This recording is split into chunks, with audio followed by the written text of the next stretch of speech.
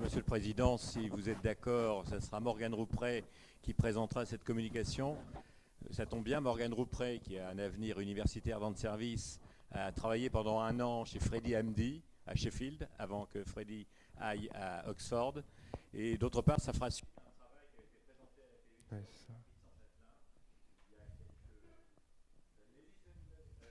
Sur cette technique appliquée à l'exérèse des tumeurs bénignes de la prostate. Et là, c'est l'expérience sur les tumeurs malignes de la prostate. Mr. Chairman. Okay, thank you very much. Mr. Chairman, dear colleagues, it's a pleasure to be here today in front of you to discuss quite a rare situation and quite an unusual technique. I try to express myself in English, although there is a vast majority of French in the room, I believe, as a tribute to our colleagues from the UK, and I'm glad that they are in Paris today. The point is that this technique does not belong to urology and does not belong to belly surgery. It's a frontier between. It's an in-between technique, and it's a quite a rare situation. As Professor Richard said, it comes after the problem of prostate cancer, and we all know that it is a very frequent disease, especially in the Western world, where although there is a debate around the screening of prostate cancer, which is not the discussion of today, you can see on the curve that the epidemiology of the prostate cancer has largely increased in the past year, and we are discovering more and more cases. And here is a slide to keep in mind the main steps of the radical prostatectomy. It comes from the main step that we use now in the. Do you have a? I will take that. It comes from the prostatectomy that we do, that we perform robotically, but even you perform it with the robot access, the laparoscopic access, or the open access, the main steps are the same.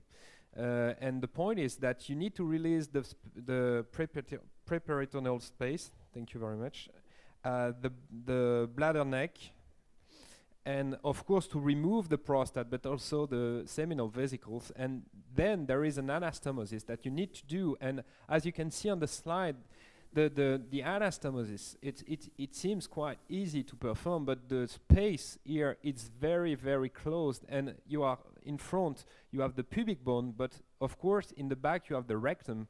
And this is especially the point that can be technically difficult, and when you can endure the rectum at this point of the surgery. So we have to keep in mind also the anatomy of the prostate gland, and of course the problem is not the element that we are going to see in front of the prostate.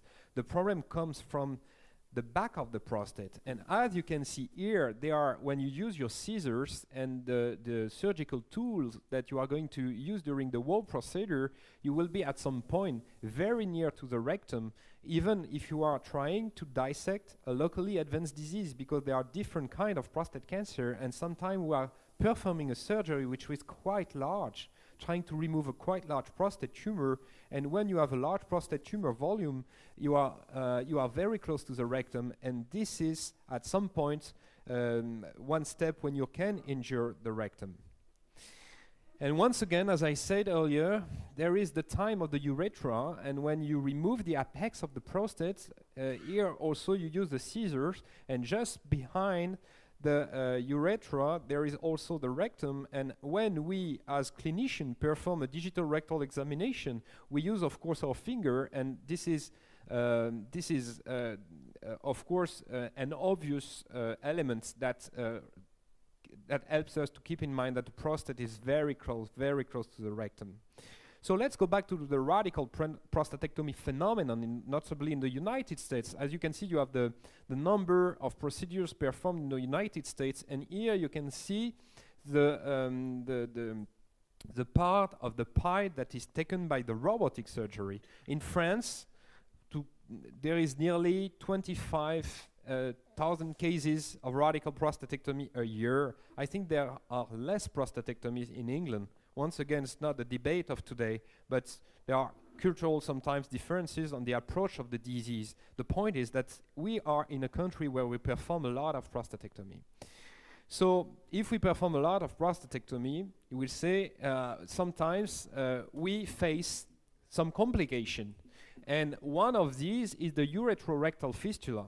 The uretro-rectal fistula, which is the subject of the discussion today, it's a quite rare complication, but it is severe.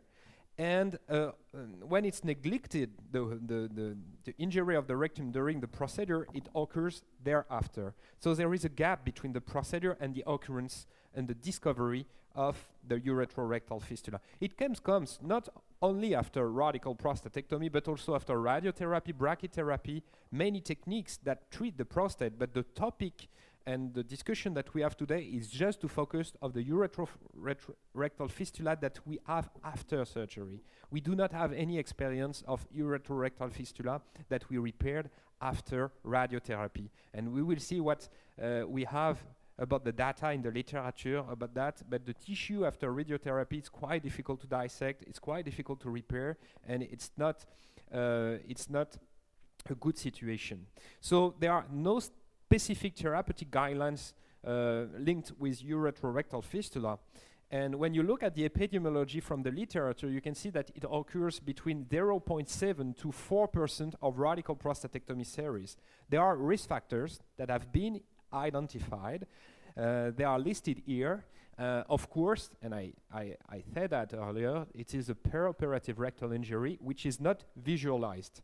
This is a crucial point, because if you see the rectal injury during the procedure, and we have this, we can face this kind of situation sometimes. And if you repair the rectal injury during the procedure, most of the time you do not have a subsequent uretro-rectal fistula. The problem is to neglect a rectal injury during the procedure and to discover it after all.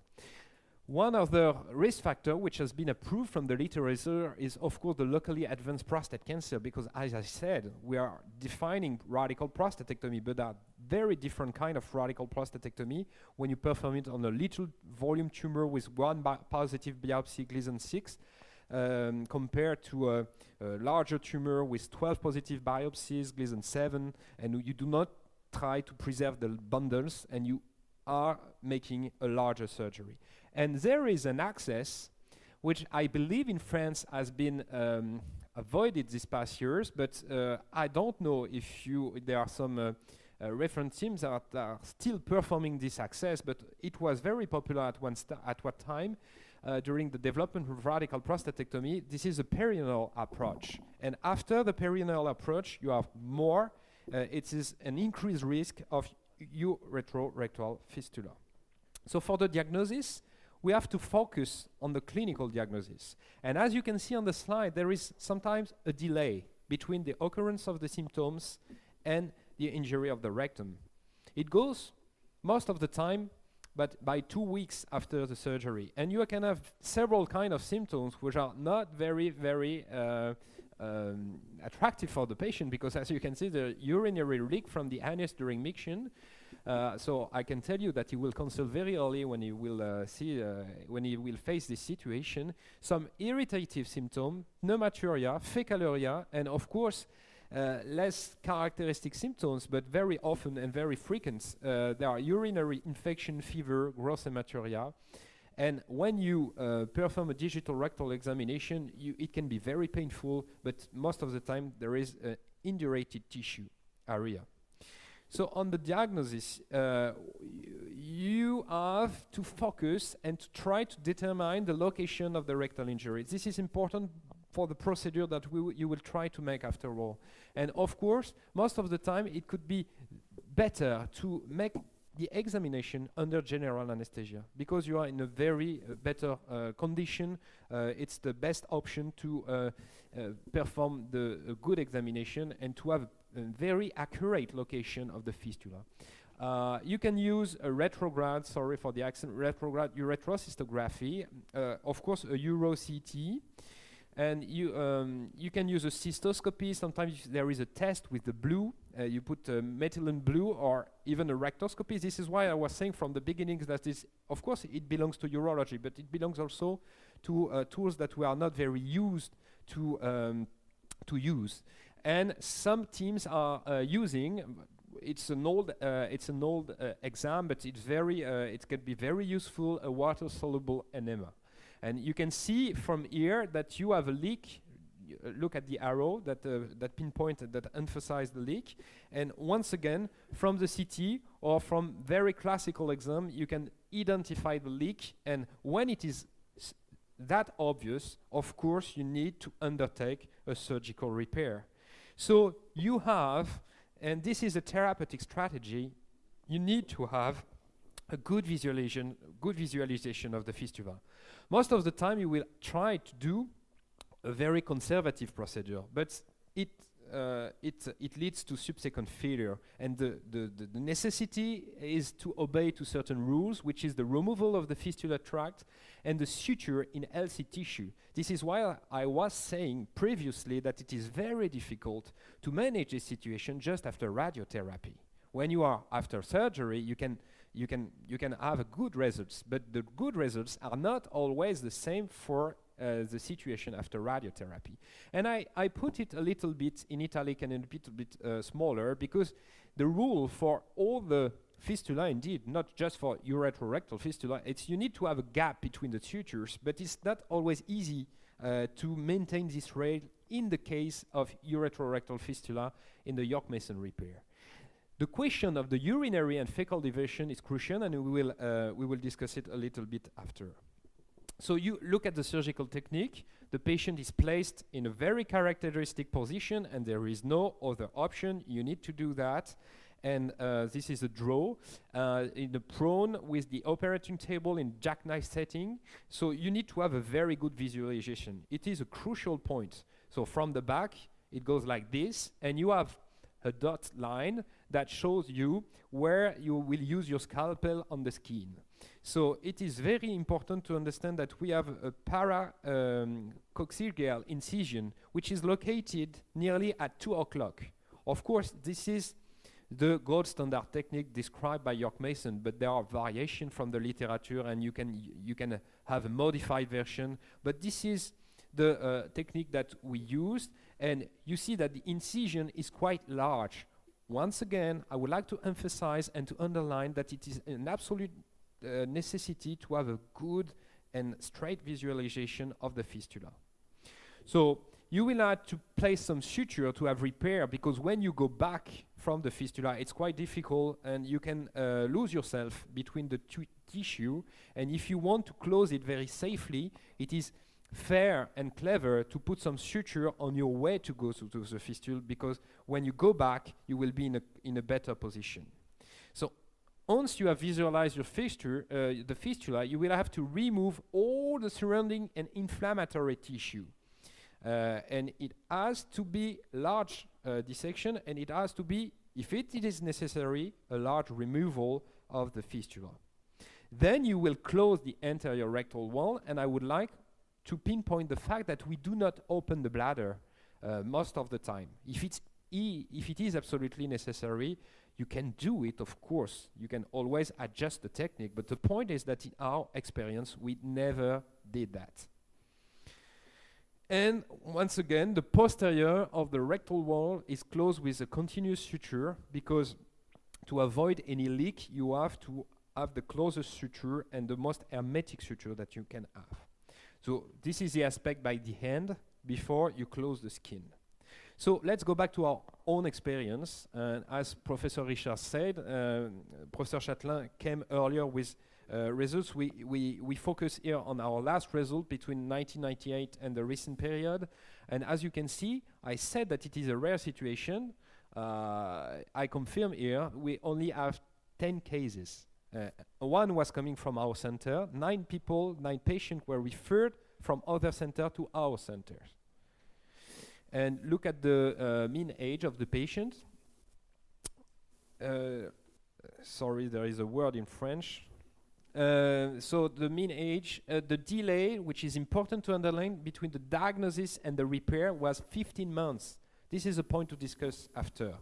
And in all cases, we had a colostomy which was done before the York-Mason repair. Once again, we can discuss this point. And look at the patient. The York-Mason repair that we performed was done after a first-line treatment. So the York Mason treatment was not chosen as a first-line treatment in all the patients. And this is another point. Due to the results and the good results that we have with the York Mason, we should open the debate about the fact that the York Mason procedure should be, the gold standard of the first-line treatment. The table lists all the patients that we had and look at the surgical approach. They are coming from open prostatectomy, laparoscopy, so it's quite equivalent. And what is important, and I would like you to focus on the fact that the time from radical prostatectomy to York Mason technique can be quite long. And you can imagine that the patient could be a little bit disappointed with 42 months with urine coming from his anus, especially when he had a previous surgical attempt to repair the fistula. And it's an explanation in some cases, but you can see that this patient, there was a delay, obviously, in the diagnosis of the fistula because he had directly the York Mason repair and 42 months of waiting before he underwent the repair. So look at the operative data. They are quite in line with what we have in the literature. It means 70 minutes operative line. The blood loss is neglectable. There was no transfusion and no complications that we depicted according to the Clavian-Dindo system. The length of hospital stay was 5 French days, and you can see that the range goes from 2 to 13 days. So the patient can be discharged quite soon. And on the outcome, this is always the criticism that you can do to urologists, that we are not very good in the evaluation of the fecal outcome. We always focus on urinary outcome. But we used the Wexner score that was exposed previously by my colleagues. And you all know that this is a score that you give to the patient, and the score ranges to 0 to 20. 20 is totally incontinent, 0 is perfect. And when you use the Wexner score, at the end the patient were all continent after the York Mason repair. And most of all, there were no recurrence of the fistula, and all the urinary symptoms were resolved. Look at the literature. The number of patients, when you look at our series, it's 10 patients, but when you look at the literature, the biggest series that was reported in recent literature was 24 cases. So it's more or less clinical cases rather than clinical series. And the point is that the experience is always retrospective, and it's a dream, an utopia to believe that someday we will have a prospective theory on York Mason repair. So it's just about the clinical experience of teams that are used to manage this situation. And when you look at the successful resolution, 100%, 100%, 100%, it's quite obvious from these experiences that this is a good solution for such an unusual clinical situation. And when you look at that, as I said, 100% of our fistula were due to radical prostatectomy. But look here, for instance, 75% only. So when you go to a fistula which was due to radiotherapy, you have a decrease in the rate of success, not because the team here didn't know the technique, but because they faced a tissue which was difficult to scar and to make it successful. So when you go to the success rates, largely in the literature, and we have a review, you have a large amount of success. So let's discuss 2 or 3 points about the technique. The incision, as I said, it has been described at 2 o'clock. Maybe you have the experience of such a technique, and you can tell us about your experience. But the point is that you can alter the place of the incision on the skin incision. No bladder suture, and we didn't have, as urologists, to encounter and to do a bladder suture. The colostomy, we did it systematically, because we didn't have such an experience about that. Some people are saying that you can avoid to make a colostomy, a systematic colostomy. We do think that it is a security due to the situation, and we would like to advocate the thing that the colostomy appears to us absolutely necessary, but we can discuss the point. And how to prevent? But of course, to prevent the occurrence of such a fistula, you have to avoid to make, for instance, perineal access for radical prostatectomy. From the literature, you can see that with the robotic access, you have less and less fistula, subsequent fistula after radical prostatectomy. And in case you have a doubt during the procedure, please use a Jaeger dilatator or insufflation test with the rectum through the rectal cannula. If you discover the hole in the rectum during the procedure, it is never a problem. The problem is to neglect it. So as a conclusion, I would say that it remains a very suitable technique for the treatment of a very rare situation, and in our opinion, it has to be considered as a first-line treatment and to reduce the delay between the time of the diagnosis and the time of the York-Mason repair. We do not have to be afraid to perform such a surgery that seems very devastating, but in fact, it leads to a huge amount of success. Thank you very much for your attention.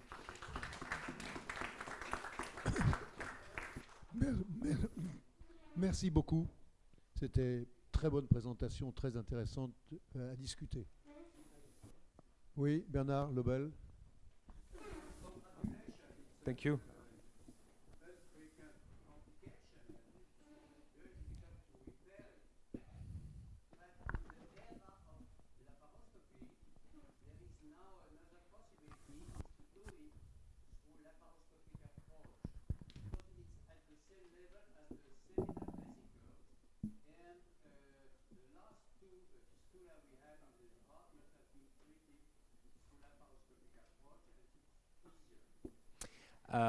Why not? It depends on the location, as you've been pointed, of the hole. The point is that most of our patients were referred from other centers. So as you said, the laparoscopic approach can be is not very usual. So we went to the gold standard approach in our mind.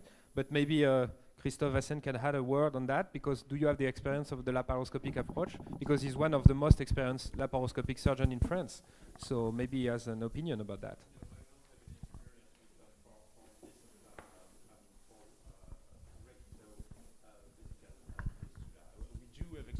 In the department for the fistula, vaginal fistula, because it's a lot easier.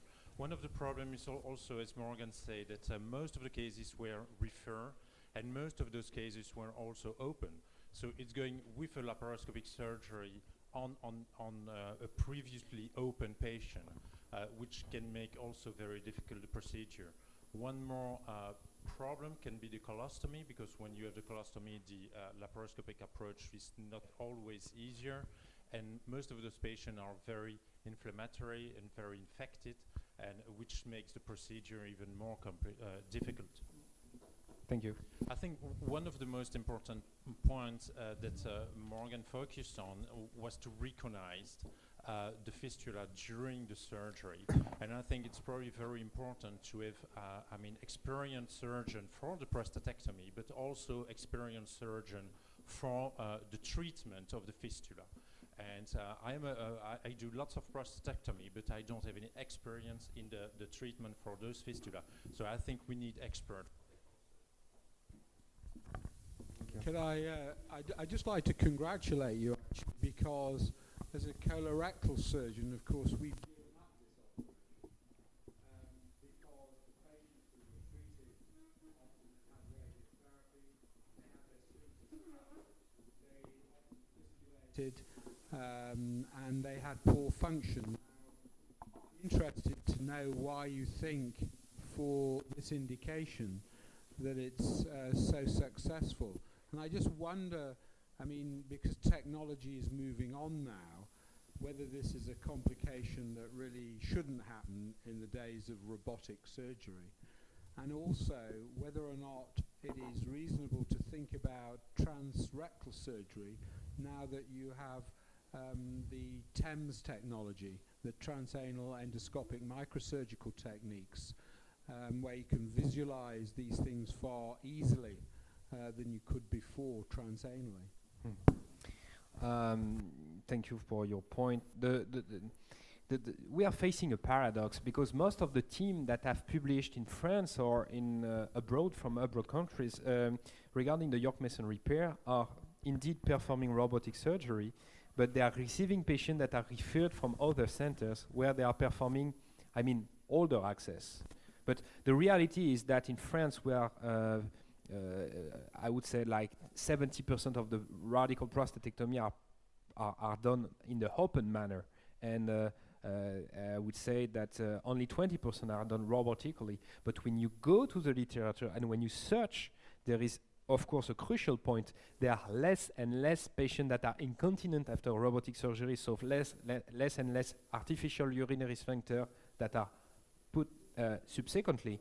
And in the same manner, there are less and less and less uretro-rectal fistula after robotic surgery because of the magnificence of the vision during the procedure, and so we are facing less and less this situation.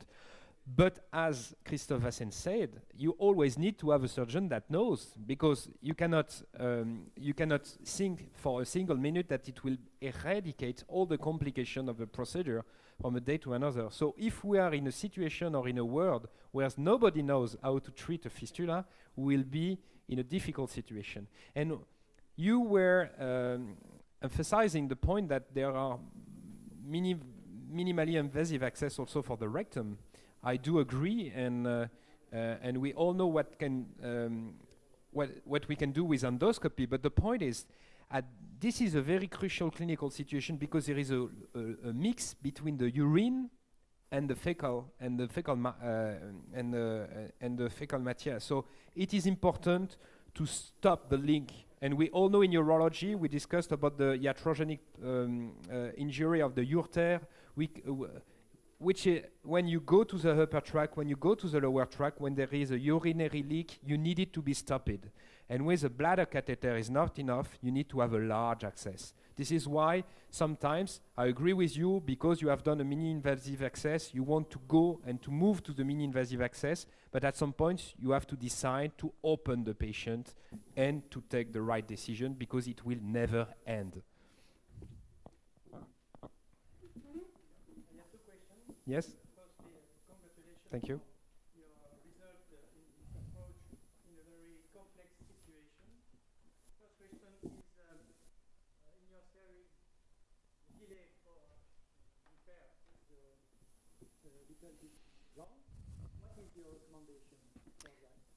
No, the point is the delay is quite long, but it's not in the department. The delay is long because the patient were sent very after a long time to our department at last resort. And when we receive the patient, I can tell you we manage the situation as quickly as we can. So the point is that some people are facing an unusual situation. I mean, a urologist, a belly surgeon, the GP, and no one knows. So we are dancing around the patient without taking a decision. But the truth is, when you perform a very exhaustive preoperative workup and you have the clue and the evidence that there is a fistula, our opinion, I think that Professor Châtelain, Professor Richard will confirm that is to go straight to the point and to perform the surgery, not to wait. If there is a short delay, you may colostomy, you may... This is the point, but I would be glad to have the opinion of our belly surgeon colleagues. But we think that it is very useful to have a colostomy to protect the area. But I agree that in the literature, sometimes some people didn't do the colostomy and had successful results. I don't know what is the opinion of Professor Richard about that, but the point is that we are facing a very difficult situation, and if we don't take the most chances with us, and if we are not making the most secure area for the patient, we need to undergo another failure. And after the York-Mason, the point is, what is the next procedure? I have no answer about that. My other question is about the test of raciloplasty by transperineal approach in such cases, maybe in case of preoperative radiotherapy. Do you have opinion about it has been done, it has been described. It's quite similar with, like we know in urinary incontinence with the lambeau of Mardius, that you would do here in the next to the rectum. And I think it is quite technically demanding and quite difficult to reproduce. I think that the York Mason is quite codified and the strategy is quite easy to understand as soon as you decided to go through the sphincter. But it's quite easy to perform. This technique that you have described can be as successful as a York Mason, but I think that it has a very long and displeasing learning curve. And as you are facing a rare situation, I would avoid to perform the easier strategy rather than the most difficult one, which can be very successful as well. So I have no opinion against that. I'm just saying that when you perform it rarely, it's quite difficult to perform something that you never do. Monsieur Châtelain. The most well-known urologist in Paris, Professor Châtelain. Yes. My former head of department when I was a medical student. C'est mieux. Bon, what I have to treat maybe 20 years ago, maybe 30, I don't remember. A lot. But it was the lesions after prostatic adenomectomy. But the situation, the anatomic situation, was quite the same.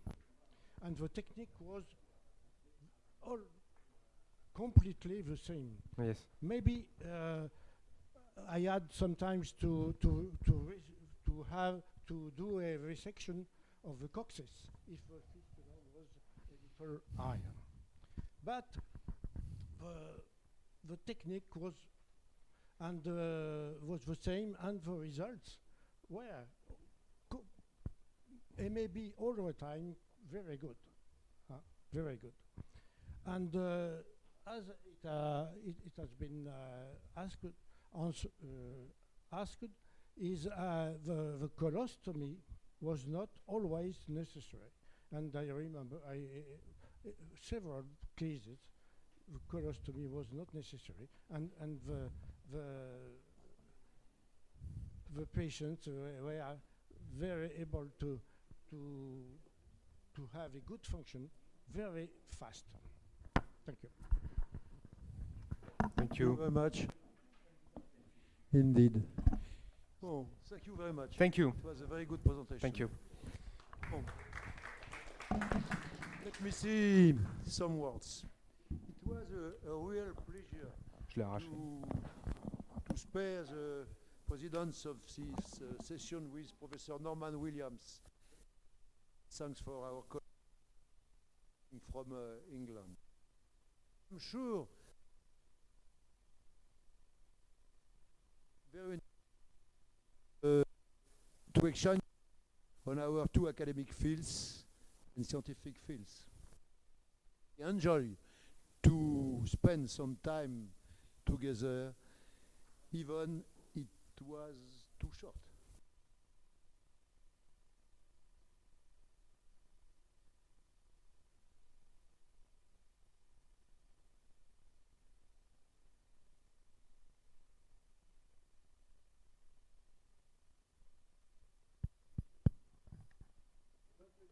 My thanks for all the delegation. To see you again, not too distant future, perhaps in London.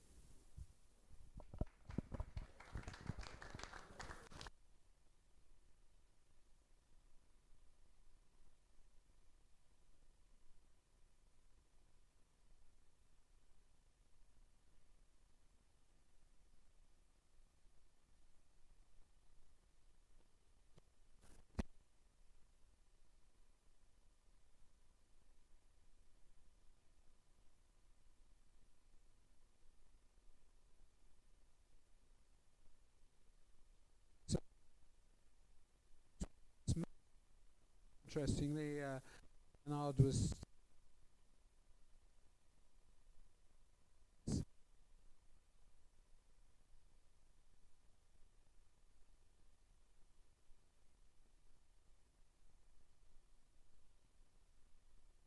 this was presented to the Academy as a gift, a cadeau from the Royal College of Surgeons of England. So I thought it was most apt to end this session by me ringing the Royal College of Surgeons bell, which was presented.